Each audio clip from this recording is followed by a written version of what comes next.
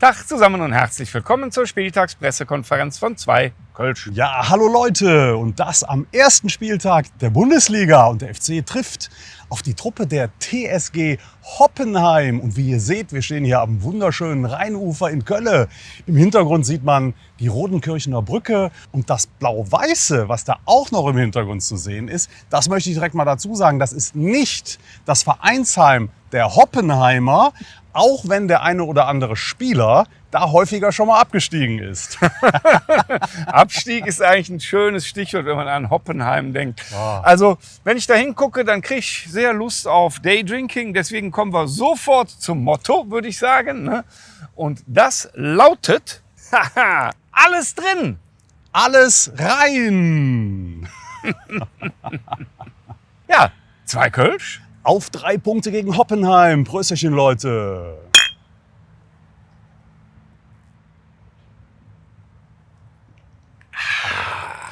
Ja, alles Rhein. Ich meine, das ist ja hier auf dem Bild auch bestens zu erkennen. Überall sieht man den Rhein, also alles Rhein. Aber es ist nicht alles drin. Nee. Denn wir haben einen historischen Niedrigstand, was das Wasser anbelangt.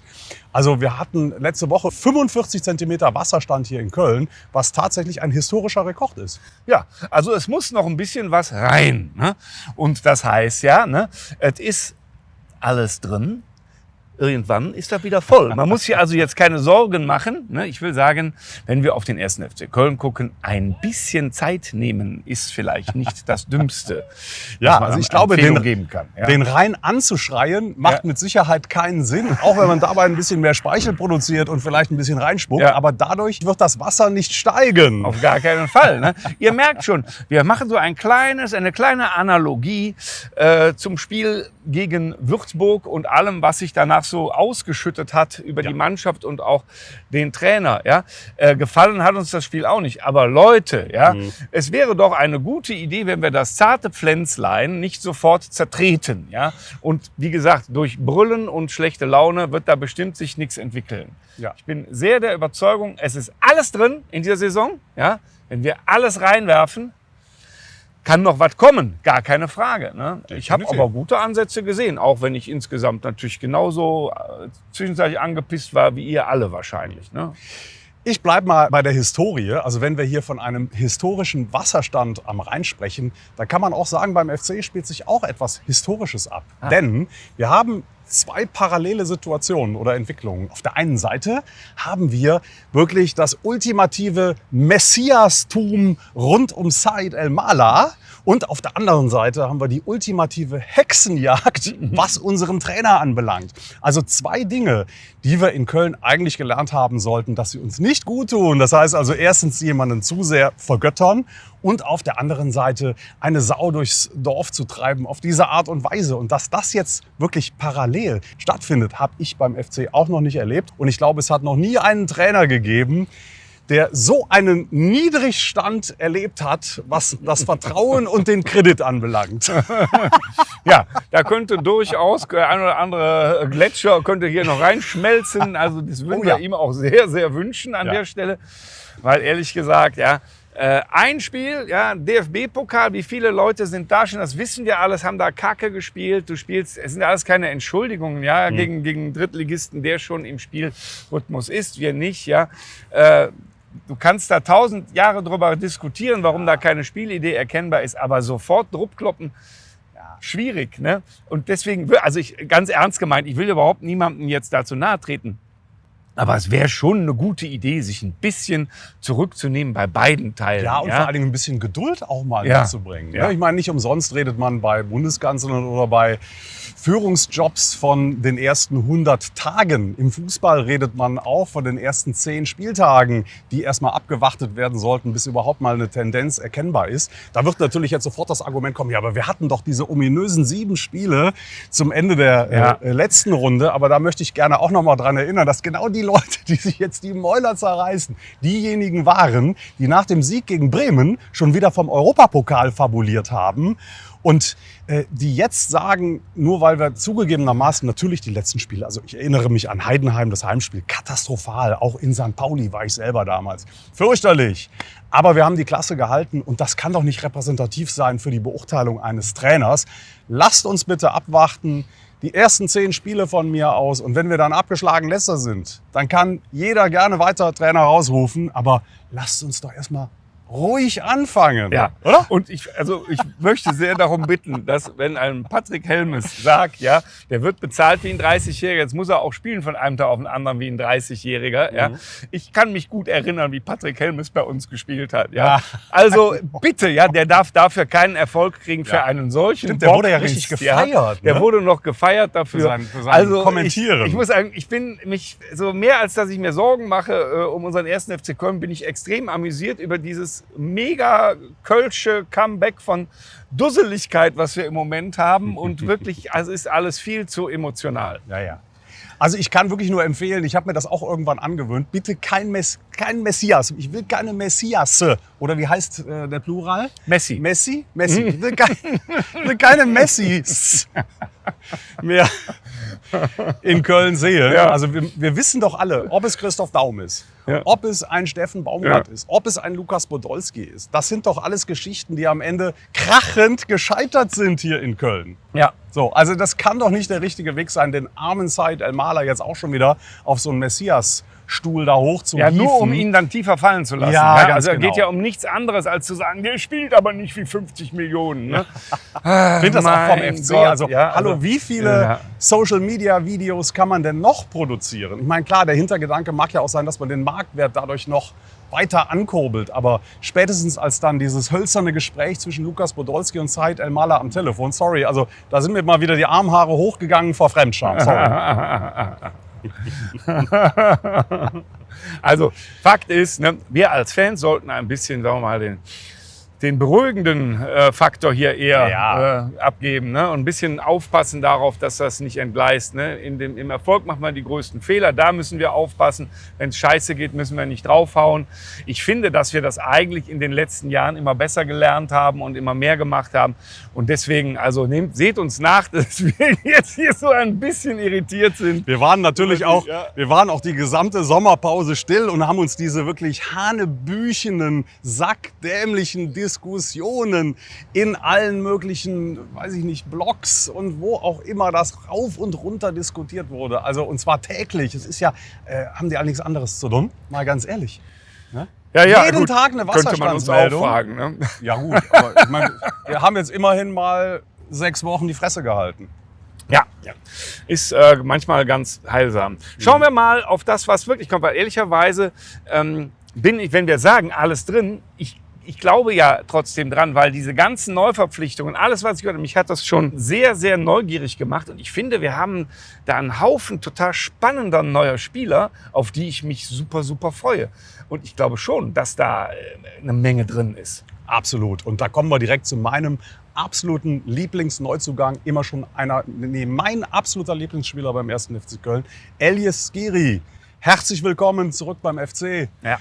Und wenn ich da auch gelesen habe, die Kritik so nach dem Motto, der hat ja jetzt in Frankfurt irgendwie 2 Jahre versagt oder wie lange er da war und hat auch bei der Weltmeisterschaft nichts gebracht, ist mir völlig egal. Ich erinnere mich gerne zurück an den Elias Skiri, der hier in Köln gespielt hat. Und wenn er nur ansatzweise das Niveau wieder erreicht, also ich freue mich tierisch auf den Jungen. Also das war immer ein absoluter Vorzeigeprofi, Ja. ein ganz, ganz feiner Kerl, ganz offensichtlich. Total. Und jemand, der Spiel lesen konnte, die Räume zugelaufen, also wirklich einer mit hoher Spielintelligenz, total spannend. Und die Spielintelligenz verlierst du ja nicht. Also ich bin der festen Überzeugung, dass das ein absoluter Königstransfer ist, ja. Obwohl ich selber überhaupt nichts halte von diesen Rückholaktionen. Ich bin da gar kein Freund normalerweise von. Ich mache eine Ausnahme. In dem Fall bin ich auch komplett dabei. Ja. So. Und Damit wir uns übrigens auch richtig verstehen, was den Said El-Mala anbelangt. Also natürlich haben wir, also ich habe mich auch sehr gefreut, dass er geblieben ist. Ich fand das ganze Theater um die Nummer 10 also völlig drüber. Für mich ist er auch kein Zehner, habe ich irgendwo schon mal gesagt. Also es ist ein Außenstürmer, ist für mich aber kein Wolfgang Overath-Typ. Also wirklich so ein Spielmacher mit der 10 ist er nicht. Aber trotzdem, ich unterschreibe es, dass er die Nummer jetzt gekriegt hat. Ach so. Ich hoffe, dass es kein allzu großer Druck für ihn wird und dass er sie lange tragen möge. Denn ich glaube, er bringt natürlich die Anlagen mit, um sich auch auf dem Niveau noch weiter zu entwickeln. Aber dafür braucht er auch andere Spieler an seiner Seite. Naja, oder wenn wir mal eine andere Anlage auch. Ne? Also in Würzburg hatte ich den Eindruck, die lassen ihn da machen, die geben ihm den Ball, dann soll er das halt machen.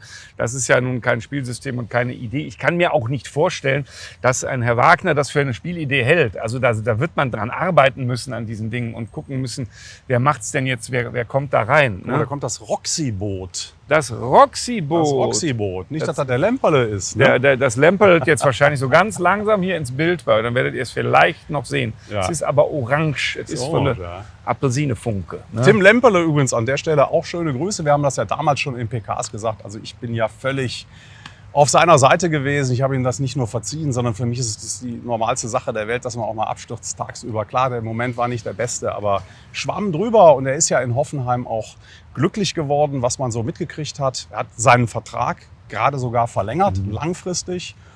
Und naja gut, also dass wir Hoffenheim absolut scheiße finden, haben wir oft genug betont. Also lieber Tim, du hast dir den falschen Verein ausgesucht, aber wenn du damit happy bist, ja, dann genieß es doch einfach. Aber bitte am Samstag auf dem Rasen wirst du schön blass bleiben, bitte. Ja, da würden wir uns sehr, sehr freuen. Ja. Was haben wir sonst noch? Also ganz viele junge Spieler, was ich auch spannend finde. Ne? Und Laien und so. Ich jetzt insgesamt, ne, weil jetzt auch schon wieder die ersten Leute anfangen zu sagen, das ist doch auch alles der Job vom Kessler nach einem Spiel. Ja. Auch da bin ich insgesamt völlig positiv. Ne? Es wird sich jetzt zeigen, wie sehr wir das auch alles ummünzen können. Aber vom Grundsatz her, finde ich, klingt alles spannend. Ja, das ist super mit den jungen Spielern. Und ich kann nur oder muss mir an der Stelle auch ein kleines bisschen selbst auf die Schulter klopfen, weil ich immer schon gesagt habe, der Johnny Friemel ist der beste Jugendspieler, den ich jemals gesehen habe. Der hat nämlich mit meinem Sohnemann in einer Mannschaft beim SV Weiden gespielt. Und der hat ja jetzt die komplette Vorbereitung auch im Trainingslager mitgemacht, ist auch in den Freundschaftsspielen immer zum Einsatz gekommen, hat das auch, wie ich finde, super gemacht. Und der Johnny ist einfach ein begnadeter Kicker. Und ich würde mir wünschen, dass er hinter dem Mensah und vielleicht noch einem anderen Linksverteidiger, den wir jetzt holen werden, dass er mindestens die Nummer 3 bleibt und auch immer wieder auf dem Sprung in die Profimannschaft bleibt. Ja, was erwarten wir von Hoffenheim? Sind die uns jetzt knack überlegen oder? Es ist ja vom Kader her, ich glaube, doppelt so teuer oder so. Also es ist ja immer noch so eine Geldmaschine. Ja, also ich habe mir mal die Neuverpflichtungen angeschaut. Für mich der prominenteste ist der Patrick Wimmer, den sie aus Wolfsburg geholt haben, also vom Absteiger. Ja, ja. Das haben wir ja ein bisschen gefeiert, auch mal mit einem Post in der Sommerpause. Auch richtig schönen Shitstorm aus Wolfsburg gekriegt an der Stelle. Alle 3 Leute haben sich gemeldet. Ja, das waren schon verdammt viele. Liebe Grüße nach Wolfsburg. Ja. Und schade, dass ihr im Pokal noch so gerade doch von der Klinge gesprungen seid. Ja. Ja, ansonsten. Also Wimmer ist auf jeden Fall eine Granate. Ne? Ja, das ist gar keine Frage. Mhm. So. Es wird kein Spiel, wo wir das Spiel machen müssen, würde ich mal von ausgehen. Ne? Das, also im Unterschied jetzt zu Würzburg wird es eine ganz andere Nummer. Mhm. Ich habe unsere Abwehr noch nicht so wahnsinnig gefestigt gesehen in den Testspielen. Also das, was ich gesehen habe, war jetzt noch nicht so geil. Also kann auch sein, dass wir, wenn wir uns hinten reinstellen, trotzdem nicht den Burner machen. Aber eigentlich müsste man davon ausgehen, dass es ein komplett anderes Spiel wird. Ja, definitiv. Also wenn man diesen Block der Würzburger gesehen hat, der stand natürlich wirklich sehr tief und wir haben überhaupt keine Möglichkeiten gefunden, den zu beackern, diesen Block. Also immer nur das Stereotype über links, über Said El-Mala in der ersten Halbzeit. Nee, das wird ein anderes Spiel und ich glaube auch ein Spieler wie Tom Kraus wird viel, viel besser aussehen auf der 6. Der ist ja auch stark kritisiert worden von Patrick Helmes, wie ich finde auch zu Recht. Denn also der ist da wirklich, hat da Räume durchlaufen von einem anderen Stern. Also da kannst du nicht angespielt werden in diesen Räumen und da hast du eigentlich auch gar nichts verloren. Das ist ein richtiger Defensiv-Terrier, also gegen Bayern München, gegen Borussia Dortmund, vielleicht auch gegen Hoffenheim, kann der überragende Abwehrleistung auf der 6 im Defensivzentrum, kann der natürlich bringen. Aber sobald kreativ Offensivarbeit gefordert ist, ist Tom Kraus leider der falsche Spieler. Und als der Elias Skiri kam, wurde das natürlich deutlich besser. Ja. deutlich besser. Ich mache eine ganz dämliche Überleitung, ja.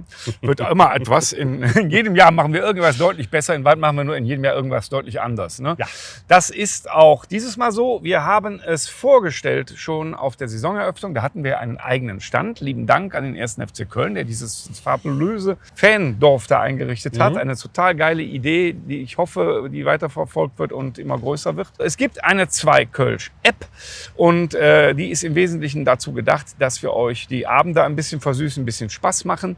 Es fängt an mit so einer Art 2-Kölsch-Motto-Quiz. Ne? Das ist was für die Hardcore-Jungs unter euch und Mädels, ja, die uns schon so ein bisschen länger verfolgen. Wir werden andere Spiele noch integrieren. Ihr findet sie auf 2kölsch.de als QR-Code oder Direktlink. Und ich hoffe, dass ihr davon rege Gebrauch macht. Es ist eine Testversion. Ja. Heißt, ihr könnt bitte euer Feedback geben. Ist auch unten ein Direktlink, könnt ihr draufschreiben und dann schickt ihr uns was zu, damit wir besser werden da. Ne? Also wem das zu kompliziert war, das erste Spiel, was man spielen kann, ist einfach Motto-Raten. Also ihr kriegt eins vorgegeben, müsst das andere ergänzen. Und wer also lang genug bei uns dabei ist, der wird da wahrscheinlich wenig Probleme haben. Wobei man sagen muss, dass selbst wir, als wir dieses Spiel gespielt haben, einige Mottos gar nicht mehr wussten. Also die Ergänzung. Ja, peinlich genug, ne? Aber das ist die Wahrheit. Ne?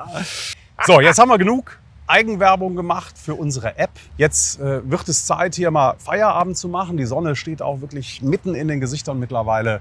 Und ich kann nur sagen, Samstag geht die neue Saison los und wir sind wirklich super, super heiß. Ich freue mich tierisch drauf, wieder ins Müngersdorfer Stadion zu kommen. Absolut. Und es wird super wichtig sein, dass wir die Mannschaft unterstützen und dass wir mit einem Sieg oder sagen wir mal mindestens mit einem Unentschieden in die Saison starten. Ja. Aber ich gehe davon aus, dass wir mit unserer neuen Mannschaft Chancen haben werden, die Hoffenheimer zu besiegen. Und wie ihr alle wisst, der erste Spieltag ist immer eine Lotterie. Also man weiß nicht genau, wie sind die jetzt aus dem Sommer rausgekommen. Die Hoffenheimer haben das erste Spiel im Pokal 4:0 in Aue gewonnen, haben das auch wirklich sehr klar und hoch verdient gewonnen.